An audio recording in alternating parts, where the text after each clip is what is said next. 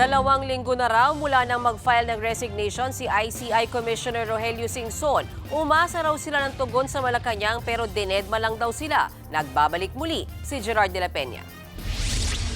Kahapon lang inanunsyo ang pagre-resign ni Commissioner Rogelio Singson sa Independent Commission for Infrastructure o ICI.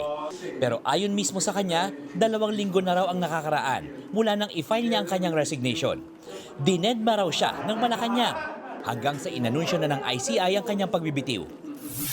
Hoping that there would be some response from Malacanang pero apparently wala naman, so go ahead na kami.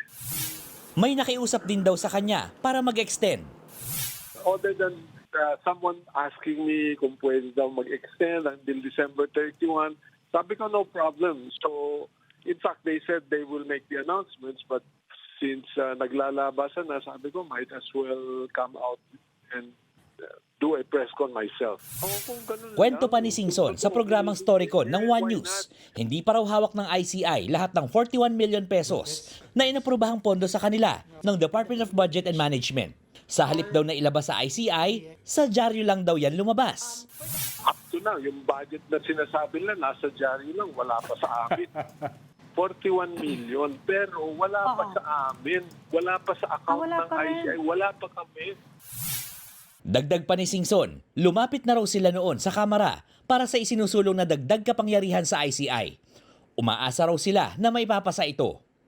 We have told them where are the problems, what needs to be done for the new ICI to be more effective. We're already promised by the leadership that they, I hope their promise comes true, that they will pass it.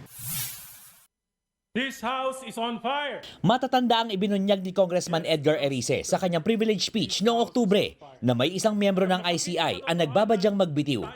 Ilan sa mga rason daw ay ang limitadong kapangyarihan ng ICI. Tingin naman dyan ng palasyo, maganda naman yun, but we have to check nga kung there will be redundancy. Kasi there's already ombudsman, and then there's also DOJ, na siyang mag-file ng kaso or nagbabalita mula sa Frontline, Gerard de la Peña, News 5. Mga kapatid, Mean Los Baños po, huwag magpahuli sa mga balita at impormasyong dapat ninyong malaman.